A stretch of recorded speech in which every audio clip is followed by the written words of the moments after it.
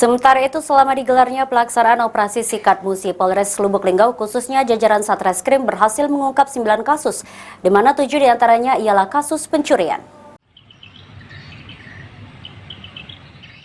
Selama operasi Sikat Musi 2022 di Lubuk Linggau yang berlangsung sejak 28 September 2022 lalu, Polres Lubuk Linggau sudah berhasil mengungkap 9 kasus tindak kejahatan, di mana dari 9 kasus yang diungkap 7 diantaranya kasus pencurian, bahkan 2 kasus merupakan target operasi atau TO dari Polres Lubuk Linggau.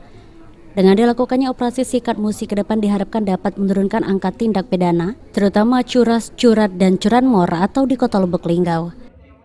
Pengungkapan kasus, di mana kasus TO kita 2 dan semuanya dua-duanya udah tertangkap dan udah 100% ininya.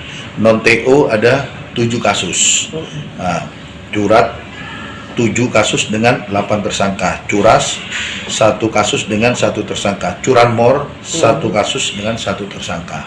Ke depan kita sama-sama menjaga Kamtibmas dan menghilangkan segala tindak pidana ya yang menyangkut